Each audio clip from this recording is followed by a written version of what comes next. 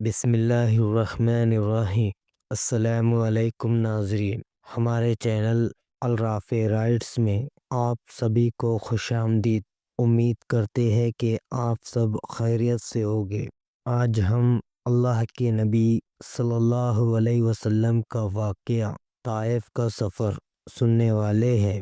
جب بات ہمارے نبی علیہ الصلاۃ والسلام کی ہے تو پھر امید ہے کہ آپ بغیر اسکپ کرے پورا واقعہ سنو گے۔ چلیے بغیر وقت ضائع کیے شروع کرتے ہیں۔ نبوت مل جانے کے بعد 9 برس تک نبی اکرم صلی اللہ علیہ وسلم مکہ مکرمہ میں تبلیغ فرماتے رہے اور قوم کی ہدایت اور اصلاح کی کوشش فرماتے رہے، لیکن تھوڑی سی جماعت کے سوا جو مسلمان ہو گئی تھی اور تھوڑے سے ایسے لوگوں کے علاوہ جو باوجود مسلمان نہ ہونے کے آپ کی مدد کرتے تھے، اکثر کفار مکہ آپ کو اور آپ کے صحابہ کو ہر طرح کی تکلیفیں پہنچاتے تھے، مذاق اڑاتے تھے اور جو ہو سکتا تھا اس سے درگزر نہ کرتے تھے۔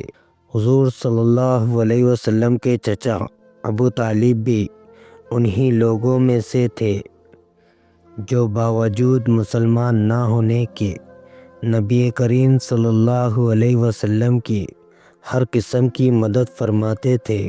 10ویں سال میں جب ابو طالب کا بھی انتقال ہو گیا تو کافروں کو اور بھی ہر طرح کھلے مہار اسلام سے روکنے اور مسلمانوں کو تکلیف پہنچانے کا موقع ملا۔ حضور اقدس صلی اللہ علیہ وسلم اس خیال سے طائف تشریف لے گئے کہ وہاں قبیلہ ثقیف کی بڑی جماعت ہے، اگر وہ قبیلہ مسلمان ہو جائے تو مسلمانوں کو ان تکلیفوں سے نجات ملے اور دین کے پھیلنے کی بنیاد پڑ جائے۔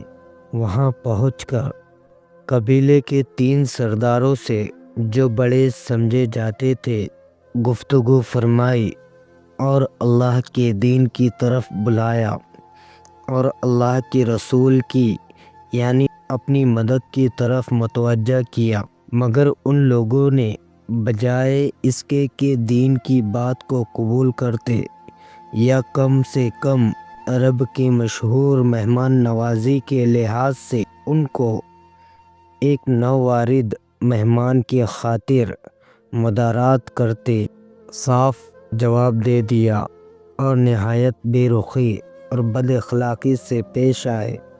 ان لوگوں نے یہ بھی گوارا نہ کیا کہ آپ یہاں قیام فرما لیں۔ جن لوگوں کو سردار سمجھ کر بات کی تھی کہ وہ شریف ہوگے اور مہذب گفتگو کریں گے، ان میں سے ایک شخص بولا، اوہو، آپ ہی کو اللہ نے نبی بنا کر بھیجا۔ دوسرا بولا، اللہ کو تمہارے سوا کوئی ملتا ہی نہیں تھا جس کو رسول بنا کر بھیجتے۔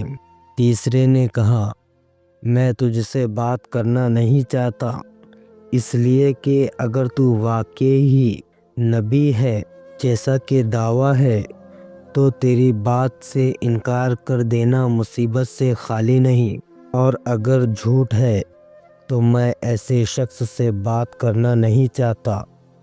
اس کے بعد ان لوگوں سے نا امید ہو کر نبی کریم صلی اللہ علیہ وسلم نے اور لوگوں سے بات کرنے کا ارادہ فرمایا کہ آپ تو ہمت و استقلال کے پہاڑ تھے، مگر کسی نے بھی قبول نہیں کیا، بلکہ بجائے قبول کرنے کے حضور صلی اللہ علیہ وسلم سے کہا کہ ہمارے شہر سے فوراً نکل جاؤ اور جہاں تمہاری چاہت کی جگہ ہو وہاں چلے جاؤ۔ نبی کریم صلی اللہ علیہ وسلم جب ان سے بالکل مایوس ہو کر واپس ہونے لگے تو ان لوگوں نے شہر کے لڑکوں کو پیچھے لگا دیا کہ آپ کا مذاق اڑائے، تالیاں پیٹے، پتھر مارے، حتیٰ کہ آپ صلی اللہ علیہ وسلم کے دونوں جوتے خون سے جاری ہونے سے رنگین ہو گئے۔ نبی کریم صلی اللہ علیہ وسلم اسی حالت میں واپس ہوئے جب راستے میں ایک جگہ ان شریروں سے اطمینان ہوا تو حضور صلی اللہ علیہ وسلم نے یہ دعا مانگی: اے اللہ، تجھی سے شکایت کرتا ہوں میں اپنی کمزوری اور بے کسی کی اور لوگوں میں ذلت و رسوائی کی۔ اے ارحم الراحمین، تو ہی ضعفاء کا رب ہے اور تو ہی میرا پروردگار ہے۔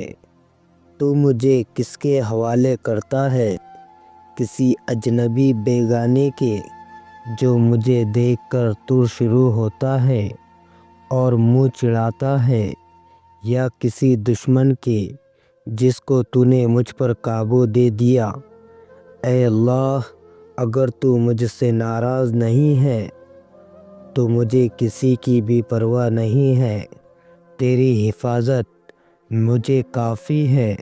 میں تیرے چہرے کی اس نور کے طفیل جس سے تمام اندھیریاں روشن ہو گئی اور جس سے دنیا و آخرت کے سارے کام درست ہو جاتے ہیں، اس بات سے پناہ مانگتا ہوں کہ مجھ پر تیرا غصہ ہو یا تو مجھ سے ناراض ہو۔ تیری ناراضگی کا اس وقت تک دور کرنا ضروری ہے جب تک تو راضی نہ ہو۔ تیرے سوا کوئی طاقت ہے نہ قوت۔